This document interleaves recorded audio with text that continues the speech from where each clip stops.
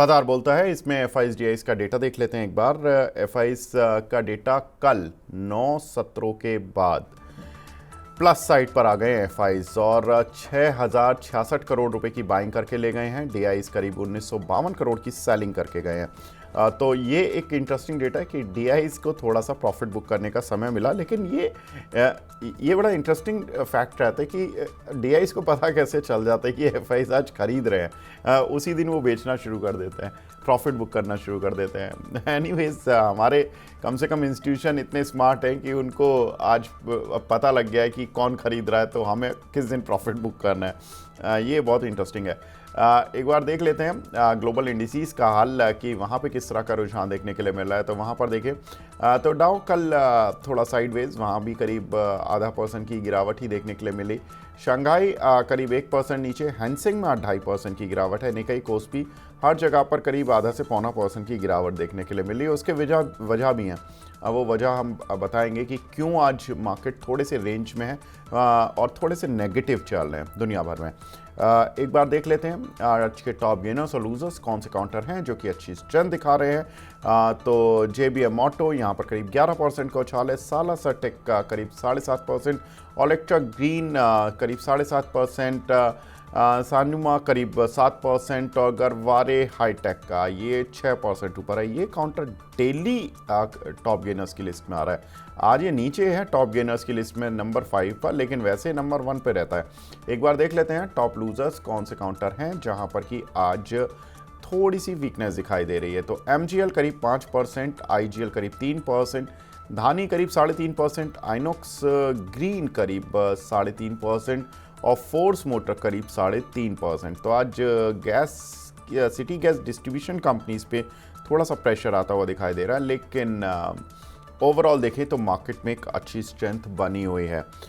लेकिन सबसे इम्पॉर्टेंट चीज़ थी कल की, जहां पर कि हमने देखा कि एफआईज की भारत वापसी हुई और 9 सत्रों की बिकवाली के बाद इस महीने, खास तौर से अप्रैल के महीने में पहली बार और इस वित्त वर्ष में पहली बार एफआईज ने खरीदारी की है। मैं एक बार एफआईज डीआईज का डेटा एक बार फिर देखना चाहूँगा कि एफआईज का डेटा किस तरह का देखने के लिए मिला है।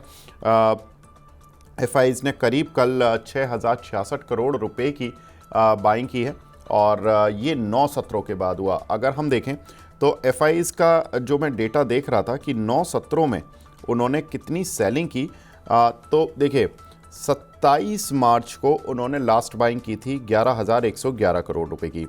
उसके बाद 28 मार्च जो कि मार्च का लास्ट ट्रेडिंग सेशन था, 4352 करोड़ रुपए की सेलिंग की। उसके बाद अप्रैल 1 को 5900 और अप्रैल 2 को 1538, अप्रैल 3 को 2806, अप्रैल 4 को 3483, फिर अप्रैल 7, 8, 9 इन तीनों डेट्स में करीब करीब 9000, 5000 और 4358 करोड़ की सेलिंग की और अप्रैल 11 को 2500 करोड़ की सेलिंग की। तो कुल मिलाकर अगर कहा जाए तो मोटा मोटा अगर मार्च में देखें तो 4352 करोड़ की सेलिंग रही और मंथली बेसिस पर अप्रैल में देखें तो अगर इस बाइंग को हटा दें तो करीब करीब 34,000 करोड़ रुपए की उनकी सेलिंग थी। अब 28,000 करोड़ रुपए की सेलिंग रह गई है अप्रैल मंथ में। हालांकि मार्च मंथ एक ऐसा मंथ था जहां पर कि उनकी बिकवाली को एक ब्रेक लगा था और बिकवाली को जो ब्रेक लगा था, मार्च में उनकी जो नेट बाइंग आई थी वो करीब 2014 करोड़ रुपए की आई थी, जो कि एफआईज की अमूमन आती नहीं है। एफआईज की जो सेलिंग है वो पिछले कई महीनों से एफआईज लगातार सेलिंग करते आ रहे हैं और अगर इस मंथ में देखें तो अभी भी सेलिंग की ही फिगर चल रही है। लास्ट जो उनकी अच्छी बाइंग, जिसमें हम कह सकते हैं कि उन्होंने एक मंथ में 10,000 करोड़ से ज़्यादा की बाइंग की, वो सितंबर 2024 था और सितंबर 2024 के बाद से एफआईज हमारे देश से गायब हो गए और उसके बाद से यहाँ पर कोई भी उनकी नेट बाइंग किसी मंथ में बड़ी 10,000 करोड़ से ज़्यादा की नहीं दिखी है। अगर हम यहाँ पर देखें मार्च महीने में तो केवल 2,000 करोड़ की नेट बाइंग देखने के लिए मिली है, वरना तो वो भी मार्च महीना भी थोड़ा सा ख़राब ही जा रहा था, लेकिन कुल मिलाकर कह सकते हैं कि ये महीना थोड़ा सा अब अगर बदलेगा स्वरूप तो हो सकता है कि बढ़िया से बदलता हुआ दिखाई दे, क्योंकि ये जो बाइंग है 6,000 करोड़ रुपए की, ये ऐसी नहीं है कि छोटी बाइंग कही जाएगी। ये बाइंग माना जाएगा कि थोड़ी सी ठीक ठाक बाइंग है। अब ये देखना होगा कि बाजार सुस्त क्यों है, उसके कारण बताते हैं। क्योंकि टैरिफ के डोनाल्ड ट्रंप कुछ मानते नहीं हैं, और डोनाल्ड ट्रंप की जो बातें हैं उनमें अनिश्चितताएं इतनी ज़्यादा हैं कि मार्केट थोड़ा सा निराश हो जाता है। जैसे ही मार्केट ऑप्टिमिस्टिक होता है तुरंत ही कुछ ना कुछ ऐसी खबरें आ जाती हैं जिसकी वजह से मार्केट थोड़ा सा नाखुश हो जाता है। ऐसा ही कुछ हुआ। इसमें पॉजिटिव खबरें भी हैं, नेगेटिव भी हैं, तो दोनों चीज़ें बताते हैं। टैरिफ के जो अपडेट्स हैं वो कुछ इस तरह के हैं। 15 देशों के साथ ट्रेड एग्रीमेंट की घोषणा जल्द करेगा अमेरिका, ऐसा अमेरिका के प्रेस सेक्रेटरी का बयान है। अब ये 15 देश कौन से होंगे, उसमें जाहिर सी बात है इंडिया हो सकता है। कारण क्योंकि जब 3 देशों की बात आ रही थी, जब डोनाल्ड ट्रंप ने टैरिफ लगाए थे, उस समय उनकी तरफ से जो ऑफिशियल स्टेटमेंट आए थे कि इज़राइल, इंडिया जैसे देश हैं जो कि उनसे ट्रेड डील को लेकर बात कर रहे हैं, सीरियस टॉक कर रहे हैं। तो इंडिया का नाम तो है लिस्ट में, तो ये तो पक्का हो गया। लेकिन अब 15 देश एग्रीमेंट होता है या नहीं होता, ये इंपॉर्टेंट है। तो ये ट्रेड एग्रीमेंट की घोषणा जल्द करेगा अमेरिका। तो जिन 15 देशों की एग्रीमेंट हो जाएंगे उनमें ये देखना इंटरेस्टिंग होगा कि उन देशों ने अपना तो कुछ बिजनेस सरेंडर किया या नहीं किया। तो अगर ऐसा कुछ है तो वो भी देखना ज़रूरी होगा। साथ ही अगर देखें तो फार्मा सेमीकंडक्टर के इंपोर्ट पर इन्वेस्टिगेशन जारी है, और अमेरिकी सरकार ने इन्वेस्टिगेशन की पुष्टि भी कर दी है। दैट मीन्स कि अमेरिकी सरकार जो है वो अभी भी फार्मा और सेमीकंडक्टर सेक्टर पर टैरिफ लगाने को लेकर सीरियस है। ये थोड़ा सा मार्केट को नाखुश कर रहा है, जिसकी वजह से हमने देखा कि मार्केट पे थोड़ा सा आज प्रेशर है। दूसरा, मार्केट पर प्रेशर होने का एक और रीज़न भी मिला, वो ये था कि यूरोप और अमेरिका के बीच में ट्रेड डील पर प्रोग्रेस नहीं हो पा रही है। प्रोग्रेस दोनों तरफ से कुछ इस तरह के सिग्नल मिले हैं इंटरनेशनल मार्केट में कि जो ट्रेड टॉक्स हैं यूरोप और अमेरिका की, वो प्रोग्रेस नहीं कर पा रही हैं, जिसकी वजह से ये माना जा रहा है, कुछ यूरोपियन यूनियन की तरफ से इस तरह के स्टेटमेंट आए हैं कि जो अमेरिका ने हमारे ऊपर टैरिफ लगाए हैं वो शायद लगे रह सकते हैं। ये थोड़ा सा एक हमारे साथ प्रेशर पॉइंट होगा इंटरनेशनल मार्केट में। और साथ ही चीन ने भी अमेरिकी कंपनी बोइंग से जो भी ऑर्डर हैं वो लेने बंद कर दिए हैं। उन्होंने अपनी कंपनियों को ये आदेश दिया है कि जो भी आपने ऑर्डर प्लेस किए हुए हैं, जिनकी डिलीवरी हो गई है उनकी ठीक है, जिनकी डिलीवरी नहीं हुई है उनको पड़े रहने दो, हमें चाहिए ही नहीं। तो ये थोड़ा सा मार्केट के लिए 2-3 खबरें नेगेटिव कि यूरोप और अमेरिका के बीच में ट्रेड की लेकर उतनी प्रोग्रेस नहीं आ रही है। चीन और अमेरिका को लेकर जो प्रोग्रेस बन रही थी वो थोड़ा सा चीन ने भी सख्त रवैया अपनाया। तीसरा, फार्मा और सेमीकंडक्टर को लेकर जो बातें हो रही थी कि शायद अब जब इतने टैरिफ में ढील दी जा रही है तो शायद यहाँ पर टैरिफ नहीं लगेगा, तो अमेरिकन ऑफिशियल्स ने ऐसा कुछ भी इनकार कर दिया। उन्होंने कहा हम तो इन्वेस्टिगेशन कर रहे हैं। और एक ही चीज़ जो इन 3 बातों के अलावा जो पॉजिटिव है वो ये कि 15 देशों के साथ ट्रेड एग्रीमेंट साइन हो सकता है। अब हमारे साथ रचित खंडेलवाल जी जुड़ चुके हैं, हेड हैं BNK कैपिटल से। रचित भाई, गुड मॉर्निंग। सर नमस्कार, और सभी दर्शकों को भी नमस्कार, and as always thank you for having me here. और विवेक सर, एक चीज मैं एडमिट करना चाहूंगा सभी दर्शकों के सामने और आपके सामने, और हाथ जोड़ के माफी मांगूंगा इस बात को लेके। एक थोड़ा सा ग्लिच हो गया था जिसके कारण से मैंने लेट ज्वाइन किया और उसके लिए आपको बहुत इनकन्वीनियंस हुई, but I am really very sorry, and I try and make it कोई बात कि नहीं, आगे कोई से बात ये नहीं रचित भाई, बिल्कुल। इट्स मे बी कोई कंफ्यूजन हो गया होगा, कोई प्रॉब्लम नहीं है। चलिए ठीक है। हमारे साथ अंशुल भाई भी जुड़ चुके हैं, हमारे संकट मोचक हैं अंशुल भाई। अंशुल भाई, गुड मॉर्निंग। सर नमस्कार। नमस्कार अजीत जी। नमस्कार अंशुल जी। मैं तो यही सोच रहा था, मैंने कहा आज अभी मुझे अंशुल भाई का तो अभी तक नहीं पता था कि अंशुल भाई भी आ गए हैं। मुझे पीसीआर टीम ने अभी तक कमांड भी नहीं दिया, वो बोल रहे थे कि रचित जी जुड़ रहे हैं, रचित जी जुड़ रहे हैं। जब मैंने स्क्रीन पर देखा तो मुझे अंशुल जी दिखे। चलिए कोई बात नहीं। रचित भाई, पहले सवाल मैं आपसे ये करूंगा, ये जो ट्रेड डील को लेकर 4 बातें हैं, इसमें एक चीज़ है कि अमेरिका 15 देशों के साथ एग्रीमेंट साइन कर सकता है, ऐसा अमेरिकन गवर्नमेंट की ऑफिशियल्स ने कहा। दूसरा, फार्मा और सेमीकंडक्टर पर अभी भी उनकी इन्वेस्टिगेशन जारी है, जिसमें कि हो सकता है कि ये अमेरिकी एजेंसीज ने ही कहा है, अमेरिकी सरकार ने इस बात की पुष्टि की है। तीसरा, यूरोप और अमेरिका के बीच में ट्रेड डील पर कोई प्रोग्रेस नहीं हो रही है, ऐसा दोनों देशों की तरफ से, दोनों साइड्स की तरफ से थोड़े से इंडिकेशन मिले, जिसकी वजह से थोड़ा इंटरनेशनल मार्केट आज थोड़ा सा निराश था चल रहा है, क्योंकि हमने देखा कि चाइनीज़ मार्केट थोड़ा नेगेटिव है, एशियन मार्केट सारे नेगेटिव हैं, अमेरिका भी कोई ज़्यादा बढ़ के बंद नहीं हुआ, कल नेगेटिव में बंद हुआ। चीन ने अमेरिका की कंपनी बोइंग से ऑर्डर लेने से भी मना कर दिया। तो 3 टेंशन है और एक प्लस है कि ट्रेड डील 15 देशों के साथ हो सकती है, और 15 देश में इंडिया तो हो सकता है, क्योंकि जब 3 देशों में इंडिया था तो 15 देशों में तो होगा। ये चारों को कंसोलिडेट करूं मैं, चारों खबरों को, तो आपको कहां पर पॉजिटिव कहां पर नेगेटिव दिखता है? सर, इन चारों को अगर कंसोलिडेट करते हैं तो हम आ जाते हैं अपने पिछले हफ्ते वाले डिस्कशन में। और वो पिछले हफ्ते के डिस्कशन में एक टू एंड एक अगेंस्ट वाला जो हमारा छोटा सा डिबेट चल रहा था, मैं समझता हूं कि आपकी पार्टी अब थोड़ी सी भारी होती हुई मुझे दिख रही है। और जो मैं बोल रहा था कि चाइना का हमें थोड़ा सा डर बना के रखना चाहिए और चाइना से हम मुश्किल में आ जाएंगे, और आपने बोला था कि ये एक अपॉर्चुनिटी के तौर पे भी तो बन सकता है, वो क्यों नहीं देख रहे हैं। उस टाइम हो सकता है कि मैं एक अलग ही ट्रेंड में बैठा हुआ था, बट अब आपकी जो थ्योरी है वो ज्यादा अट्रैक्टिव लग रही है। अब ये जिस तरीके से पूरी सिचुएशन बन रही है, कहीं ना कहीं हमारे लिए एक बेटर सिचुएशन की तरह इवॉल्व होती भी आ रही है।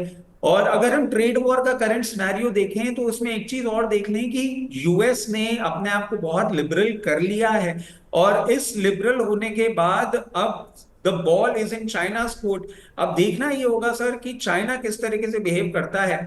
अगर चाइना थोड़ा सा स्ट्रिक्ट हो जाता है और थोड़ा सा रिजिड मूव करने की कोशिश करता है, तो डेफिनेटली जो आपने लास्ट वीक बात कही थी, हमारे लिए डेफिनेटली एक ये विनिंग स्टोरी बन सकती है। और उसका कहीं ना कहीं आपको मूवमेंट मार्केट में भी देखने को मिल सकता है। हम कंफर्टेबली अभी एक साइडवेज मूवमेंट में बैठे हुए हैं, बट चाइनीज मार्केट आप देखें अभी भी मतलब लास्ट अपडेट जो था मेरे पास करीबन 2.5% नीचे है। और चाइनीज मार्केट को वो डर कहीं ना कहीं सता रहा है कि अब शायद उनकी सिचुएशन चेंज हो सकती है, और जिनपिंग उस तरीके से डील ना करें तो वो थोड़े से प्रॉब्लम में आ सकते हैं। ठीक है अंशुल भाई, कल एक और डेटा जो कि बहुत इंटरेस्टिंग था वो था एफआईज का। एफआईज कल माल बाय करके ले गए 9 सत्रों के बाद 6066 करोड़ रुपए का। कैसे देख रहे हैं अंशुल भाई, निफ्टी को, बैंक निफ्टी के सेटअप को, और बाकी कॉल पुट का डेटा जो भी आप पढ़ते हो उसके एनालिसिस कुछ बताएं हमें। सर देखिए, मैं एफआईआई का डेटा हमेशा इंडेक्स पोजिशनिंग से पढ़ता हूँ, क्योंकि वो ज्यादा क्लियर होता है। ये बाइंग सेलिंग वाला डेटा ना बहुत क्लियर नहीं होता है, या एटलीस्ट मैं नहीं पढ़ पाता हूँ, तो मैं उसको उस तरीके से नहीं ट्रैक करता हूँ। मैं इंडेक्स फ्यूचर्स पे ट्रैक करता हूँ। इंडेक्स फ्यूचर पे अगर आप देखेंगे तो कल की बड़ी मूव के बाद, मतलब ये पूरे 3 दिन 4 दिन की आप बड़ी मूव भी पकड़ लीजिए, तो 1,15,000 कॉन्ट्रैक्ट शॉर्ट थे, 1,15,835 अभी बचे हैं, मतलब अभी भी 87,300 कॉन्ट्रैक्ट शॉर्ट हैं। यानी इतनी बड़ी मूव में भी बहुत बड़ी शॉर्ट कवरिंग नहीं की है इंडेक्स फ्यूचर्स पे। हालांकि future plus option net position मिला लें तो 2,27,000 से घट के 1,26,000 हुआ है। यानी बहुत हद तक ऑप्शंस में थोड़ी सी पोजीशंस खत्म की हैं। उसकी वजह भी मैं आपको बता देता हूं, क्योंकि इतना बड़ा गैप अप हुआ था, और गैप डाउन में वोलेटिलिटी बढ़ती है, गैप अप में वोलेटिलिटी घट जाती है। आप देखेंगे पूरा सेशन एकदम से साइडवेज गया, आखिरी आधा घंटे में 40 मिनट में थोड़ी सी बाइंग आई थी, तो वोलेटिलिटी जो घटी थी उसकी वजह से प्रीमियम घट गए थे। तो उसकी वजह से मेरे को लग रहा है कि अब चिल्लर बचा था तो अपनी शॉर्ट पोजीशंस कवर करके उसको पोजीशन खत्म की है। मतलब मार्केट पे कोई बहुत बड़ा इंपैक्ट नहीं है। ओवरऑल में देखेंगे तो अभी भी बड़ी शॉर्ट पोजीशंस ओपन है, और जब तक ये शॉर्ट पोजीशंस ओपन है तब तक मैं मान के चल रहा हूँ कि हर डिप एक बाइंग अपॉर्चुनिटी होगी। इसलिए जब बड़ा गैप डाउन भी आया था पिछले मंडे, तब भी मैं बहुत श्योर था कि ये गैप डाउन सस्टेन नहीं होगा। डे लो पे खुला, डे हाई पे, ऑलमोस्ट डे हाई पे क्लोज हुआ था। तो अभी भी मेरा व्यू नेगेटिव नहीं है। हालांकि रेजिस्टेंस पे आ गया है जो हमने डिस्कस किए थे bank Nifty area of reaction पे है, वहां से अभी रिएक्ट भी किया है पिछले 45 मिनट में, अगर आप देखेंगे तो रिएक्शन भी आया है। बट ये रिएक्शन मोस्ट लाइकली आज या कल दोपहर तक थोड़ा सा साइडवेज रह सकता है, उसके बाद हम वापस रैली कैचअप कर लेंगे। तो मैं यहाँ से बेरिश नहीं हूँ, बट यहाँ से मैं फ्रेश बाई कॉल भी अभी इनिशिएट नहीं कर रहा हूँ। ठीक है, आगे बढ़ते हैं, कुछ और खबरों की तरफ बढ़ते हैं। अमेरिका में ये दर्शकों के लिए कि bank of America city group के जो नतीजे रहे अमेरिका में कल काफ़ी शानदार देखने के लिए मिले। वहाँ पर शेयरों में तेज़ी भी देखने के लिए मिली, 4% तक की। नेटफ्लिक्स भी बोल रहा है कि 2030 तक अपना रेवेन्यू दोगुना कर देंगे। तो काफ़ी कुछ खबरें अमेरिका में कंपनी वाइज पॉजिटिव भी थी। लेकिन एक चीज़ जो कॉमन थी वो ये थी कि बैंक ऑफ अमेरिका और सिटी ग्रुप के बैंकिंग सेक्टर के नतीजे वहाँ भी ठीक आ रहे हैं। रचित भाई, कैसे देख रहे हैं बैंकिंग सेक्टर को इंडिया के, क्योंकि स्ट्रेंथ तो हमारा बैंकिंग सेक्टर भी दिखा रहा है in terms of share price, in terms of जो भी मार्केट जब भी थोड़ा सा धराशायी होने की कोशिश करता है बैंक निफ्टी खड़ी हो जाती है बीच में आकर। कैसे देख रहे हैं सर बैंकिंग शेयर को अपने यहाँ के? देखिए, बिल्कुल बैंकिंग स्टॉक्स अट्रैक्टिव लग रहे हैं। और एक चीज मैं ऐड करना चाहूंगा कि इस अब जो हम आने वाले समय में बैंकिंग में रैली देखेंगे, वो कहीं ना कहीं ऐसा जरूर देखने को मिल रहा है कि पीएसयू बैंक्स जो कि बहुत टाइम से बीटन डाउन रहे हैं, वो आउट परफॉर्म करते हुए दिख सकते हैं आपके प्राइवेट सेक्टर बैंक्स को।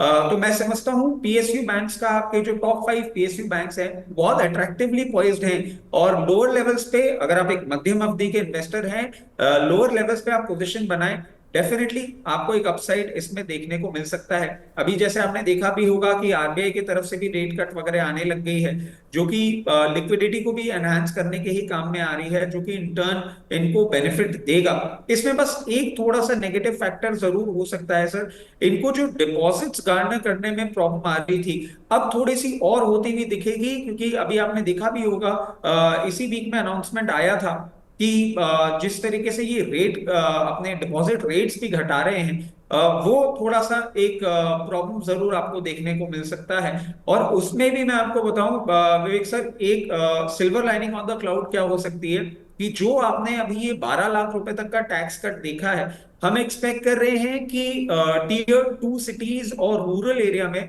अब आपको बैंक डिपॉजिट्स थोड़े से और ज्यादा होते हुए दिख सकते हैं, जिससे इन पीएसयू बैंक्स का कासा भी आपको इंप्रूव होता हुआ दिख सकता है। अंशुल भाई, कोई बैंकिंग शेयर बताइए जो चार्ट पे आपको अच्छा लग रहा हो। और चूंकि इस हफ्ते बैंकिंग के नतीजे भी हैं, एचडीएफसी बैंक के नतीजे हैं, आईसीआईसीआई बैंक के नतीजे हैं शनिवार को, खैर वो हम स्पेशल सेगमेंट में बात करेंगे उन नतीजों पर। लेकिन नतीजे ठीक हैं, फ्लैटिश साइड पर पॉजिटिव ही रहेंगे। आईसीआईसीआई बैंक के नतीजे ठीक रहेंगे, करीब प्रॉफिट में 12% की ग्रोथ आ जाएगी। एनआई भी करीब 8-9% बढ़ता हुआ दिखाई दे सकता है। कोई लग रहा है बैंकिंग शेयर जो कि ठीक चल सकता है? सर देखिए, लास्ट वीक में 1780 पे प्रीएम्प्टिव अपन ने बात की थी कि एचडीएफसी बैंक प्रीएम्प्टिव लॉन्ग कर लेना चाहिए। अपफ्रंट 20 रुपए आपको मिल ही जाएगा। 1800 का ब्रेकआउट ऑलमोस्ट इमिनेंट दिख रहा है। अब मैं एक्सपेक्ट नहीं कर रहा था कि इतनी गैप अप के साथ 1880 इतनी जल्दी कर लेगा, क्योंकि 100 रुपए एचडीएफसी बैंक पे चलना मतलब बहुत बड़ी बात होती है। क्योंकि मार्केट कैप के लिहाज से आप देखेंगे तो एचडीएफसी बहुत बड़ा मार्केट कैप है, ऑलमोस्ट 14,26,000 करोड़ का है। तो वो अपना टारगेट कंप्लीट किया, वहां पे साइडवेज है, इसलिए बैंक निफ्टी साइडवेज है। बट जो चलने जैसा दिख रहा है, एक्सिस बैंक, आपको याद होगा हमने बहुत समय बात की थी कि आपको एक्सिस बैंक लेके चलना चाहिए 1075 पे, 1123 का टारगेट आएगा। अब हुआ क्या, कल 1123 ऑलमोस्ट टेस्ट किया, आज गैप के साथ उसको स्लाइस थ्रू कर दिया। तो जो 1123 का रेजिस्टेंस था वो किसी काम नहीं आया। तो अब इमीडिएट रेजिस्टेंस ऊपर 1155 पे है, और मेरे को लग नहीं रहा 1155 भी है कोई रेजिस्टेंस प्रूव होगा। बड़ा रेजिस्टेंस 1193 पे है। तो एक्सिस बैंक खरीद के चलिए, 1193 तक का टारगेट मान के चलिए। ठीक है, अगली खबर लेते हैं। और चीन अपने व्यापार को अब बढ़ा रहा है अमेरिका को हटाकर, यानी कि उनको पता है कि उनको एशिया में, अफ्रीका में, यूरोप में जहां वो व्यापार अपना माल बेच सकते हैं वहां बेच रहे हैं। मलेशिया गए हुए हैं, उनके राष्ट्रपति दौरे पर हैं और वहां से व्यापार बढ़ाने पर को लेकर बातचीत हो रही है। रचित भाई, जितनी टेंशन चाइना झेल रहा होगा और चाइना के बिजनेसमैन झेल रहे होंगे, उतना शायद कोई नहीं झेल रहा होगा, हमारे इंडिया के तो एटलीस्ट नहीं। रीज़न बीइंग कि हमें फेथ है कि इंडियन गवर्नमेंट ट्रेड डील कर लेगी और हम उतने टफ नहीं हैं कि हम अमेरिका से फालतू में पंगा लें। लेकिन चाइना के बिजनेसमैन लॉबी को ये पता है कि हमारी जो गवर्नमेंट है वो टफ स्टांस भी ले सकती है। अगर वो टफ स्टांस ले रही और लेती आई है अभी तक, अमेरिका के सामने वही एक पूरा देश है जो कि खड़ा हुआ है, वो कह रहे 145% ड्यूटी लगाएंगे तो हम भी 134 लगा देंगे, जाओ व्यापार नहीं करते। तो इस तरह का जो माहौल है, इस माहौल में चूंकि चाइना एक मेटल का बड़ा कंज्यूमर है, प्रोड्यूसर भी है, तो ऐसे में कैसे देख रहे हैं आप मेटल की प्राइसेस को और कैसे देख रहे हैं मेटल शेयर्स को? देखिए, बिल्कुल आप जो ये बात कर रहे हैं ये जेन्युइन है कि अगर ऐसा होता है, और कहीं ना कहीं जो अभी हमने शो के स्टार्टिंग में भी आपसे बात करी थी वो यही थी कि चाइना इस बार झुकने के मूड में बिल्कुल भी नहीं दिख रहा है।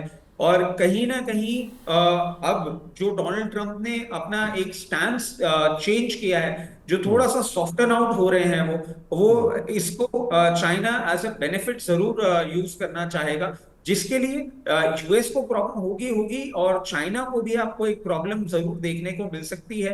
क्योंकि एक स्ट्रीम ऑफ रेवेन्यू जब आपका डिस्टर्ब होता है, what ever may be the percentage, but एक प्रॉब्लम जरूर होती है। उसके चलते आप डेफिनेटली ये चीज देख सकते हैं कि मेटल शेयर से अभी फॉर द टाइम भी हम थोड़ी सी दूरी बनाए रखें। और एक बार जब तक ये जिस तरीके से पूरी सिचुएशन, पूरी क्लैरिटी नहीं आती है कि किस तरीके से ये सेटअप फॉर द टाइम भी थोड़े टाइम के लिए परमानेंट होता हुआ चलता है, तब तक मेटल शेयरों से थोड़ी दूरी बनाए रखना ही एडवाइजेबल। ठीक है। अंशुल भाई, आप मेटल में इतनी सारी खबरें, आप खबर नहीं पढ़ते, मतलब खबर देखते हैं आप ब्रॉडली, और लेकिन आप अपने चार्ट ज़्यादा डीपली पढ़ते हैं। और टाटा स्टील आपकी टॉप पिक रही है, उसने अच्छे रिटर्न्स भी दिए लोगों को। 120-25 पर आप जब बोल रहे थे 160 तक गया करीब करीब, फिर वहाँ से नीचे आया, वो भी जब मार्केट में एक बहुत बड़ी प्रॉब्लम आई थी अभी पीछे अप्रैल फर्स्ट वीक में टैरिफ के चक्कर में। अब दोबारा रिकवर हो रहा है। सर कहाँ तक जाएगा रिकवर होकर Tata steel? Sir Tata steel मेरे पर्सनल पोर्टफोलियो में है, तो मैं बाई सेल या टारगेट तो नहीं दूंगा, लेकिन जो गैप छूटा है 140 रुपए पे छूटा है, तो पहला रेजिस्टेंस जो आएगा वो 140 रुपए पे आएगा। अगर वहां पे सप्लाई दिखी तो मैंने जो नीचे में खरीदा हुआ है 125 128 में, उसको मैं बुक कर लूंगा। लेकिन जैसे अगर एक्सिस बैंक ने जैसे अपना रेजिस्टेंस, कोई रेजिस्टेंस नहीं माना और स्लाइस थ्रू करते हुए निकल गया, अगर 140 का लेवल इसी तरीके से स्लाइस थ्रू करते हुए निकल गया तो फिर मैं 152 रुपए तक रुकूंगा। तो मेरे अपने जो लॉन्ग पोजीशन है उसके लिए मैं दो टारगेट पकड़ के चल रहा हूँ। 140 अगर सप्लाई दिखी तो बुक करूंगा, नहीं दिखी तो फिर 152 रुपए पे रेजिस्टेंस है, उसके पहले कोई रेजिस्टेंस नहीं है, फिर मैं वहां बुक करने की कोशिश करूंगा। तो बाई सेल कोई सलाह नहीं है क्योंकि मेरे पर्सनल पोर्टफोलियो में। ठीक है। एक और खबर, ईरान अमेरिका समझौता भी इस वीक में हो सकता है। तो ये वीक बहुत इंपॉर्टेंट हो गया रिजल्ट्स के हिसाब से भी और न्यूज़ के हिसाब से भी। और ओमान में बातचीत इनकी दूसरे दौर की शुरू होगी। अमेरिका और ईरान की शनिवार को एक बैठक होने जा रही है, और उस बैठक से पहले ट्रंप ने ओमान के सुल्तान से फ़ोन पर बातचीत की और ईरान पर न्यूक्लियर प्रतिबंध लगाने को लेकर बातचीत होगी। और डोनाल्ड ट्रंप ने जो बातचीत की है उसमें भी उन्होंने यही पक्ष रखा है कि ओमान के सुल्तान के सामने कि ईरान को न्यूक्लियर वेपन्स खरीदने की इजाज़त ना मिले। ये अमेरिका चाहता है। ईरान शायद कुछ और टर्म्स एंड कंडीशंस चाहता है, जिसकी वजह से अभी तक एक वातावरण थोड़ा सा इन दोनों देशों के बीच में टफ चल रहा था। थोड़ा सा वॉर लाइक सिचुएशन भी हो गई थी, एक बार तो धमकियां भी शुरू हो गई थी, लेकिन उसके बाद सब मामला शांत हो गया, बातचीत की टेबल पर आ गए। इससे एक चीज़ क्लियर है कि अगर ये डील हो जाती है तो ईरान पर शायद सैंक्शंस ना लगे, और ईरान पर अगर सैंक्शंस नहीं लगेंगे तो क्रूड ऑयल की जो सप्लाई है वो इंटरनेशनल मार्केट में और बढ़ती हुई दिखाई देगी। ऑलरेडी ओपेक प्लस देशों ने सप्लाई बढ़ाई है और बढ़ जाएगी। अगर सप्लाई बढ़ती है तो क्रूड ऑयल की प्राइसेस शायद नीचे आ जाएं, और ये हमारी ऑयल मार्केटिंग कंपनीज पर या अपस्ट्रीम कंपनीज पर क्या प्रभाव डालेगी, रचित जी बताएं। सर देखिए, बिल्कुल इसका एक फायदा आपको ऑयल मार्केटिंग कंपनीज में देखने को मिल सकता है। बट एक और चीज है ना सर कि देखिए, इनका भी रेवेन्यू पोर्शन जो होता है, as much as I remember very clearly, is also dependent upon the price of the crude that they process. तो एक वो टिंच जरूर है जो इनके लिए थोड़ा सा नेगेटिव हो सकता है, बट वैसे ओवरऑल एक पॉजिटिव इम्पैक्ट ही देखने को मेरी समझ से मिलना चाहिए। और अगर इनमें से आप कोई पर्टिकुलर एक स्टॉक बोलें जो कि अच्छा लग रहा है, तो हम उसको देखें। हिंदुस्तान पेट्रोलियम जिस तरीके से मूव किया है, इसने अपने बहुत अच्छा रनअप दिया है लोअर लेवल्स पे। तो इसमें एक ही चीज सजेस्ट करेंगे कि अगर कहीं यहाँ से कूल ऑफ करता है एंड अराउंड वापस आपको 340 345 लेवल्स पे मिलता है, अपनी पोजीशन बनाएं। और ये जिस तरीके का मूवमेंट कर रहा है अभी, ये आपको एक बार 385 से और 400 तक का मूवमेंट कंटिन्यू दिखा सकता है। ठीक है। अंशुल भाई, आप तो काफ़ी कुछ ऑयल मार्केटिंग कंपनीज के शेयर्स को ट्रैक करते हैं और आईओसी और एचपीसीएल आपको काफ़ी अच्छे भी लगते रहे हैं, और उसमें रिलायंस भी है। हालांकि वो ऑयल मार्केटिंग कंपनी नहीं है पूरी तरह से, लेकिन रिलायंस रिफाइनरी कंपनी के तौर पे जानी जाती है। इन तीनों पर आपका व्यू? तो मेरा व्यू तेजी का है, मैं कंटिन्यूअसली इन स्टॉक्स में तेजी के व्यू में रखे हूँ। आईओसी, एचपीसीएल, मतलब ये ऑयल मार्केटिंग कंपनी थोड़ी सी स्लो चल रही है क्योंकि क्रूड में भी तगड़ा बाउंस बैक आया है, नीचे से ऑलमोस्ट $8 का बाउंस बैक आ गया है। वापस से वीकनेस जरूर दिख रही है, बट बाउंस बैक थोड़ा सेंटिमेंटल इम्पैक्ट था। इवेंचुअली धीरे धीरे करके स्टॉक में जब एक्यूमुलेशन पूरी हो जाएगी, क्योंकि अगर आप चार्ट देखेंगे, अप कैंडल्स पे वॉल्यूम 50 डे मूविंग एवरेज को पार करता है, डाउन कैंडल्स पे वॉल्यूम कम रहता है। तो ये एक्यूमुलेशन फेज चल रहा है, यानी कहीं ना कहीं कोई इंस्टीट्यूशन, कोई बड़ा स्मार्ट प्लेयर इनको एक्यूमुलेट कर रहा है। ये एक्यूमुलेशन जब पूरा होगा तब इन स्टॉक्स में वर्टिकल मूव आएगी। फिलहाल के लिए 133.66 ये एक रेजिस्टेंस बना हुआ है, निकलता है तो ₹140 तक का मूव आराम से आईओसी में आ जाएगा। उसी लिहाज से हिंद पेट्रो भी चलता हुआ दिखेगा आपको समय अराउंड 414 तक। तो मैं बुलिश हूँ, बट अगर आप ट्रेडिंग और फटाफट क्विक फायर मूव एक्सपेक्ट कर रहे हो, जैसे अदानी ग्रीन में आया 880 से आज ₹950 खड़ा हुआ है, इस टाइप का क्विक फायर मूव नहीं आएगा, ये धीरे धीरे करके देगा। डिविडेंड यील्ड इनका बहुत अच्छा है, उस लिहाज से अगर आप चलेंगे तो अच्छा पैसा बना के निकलेंगे।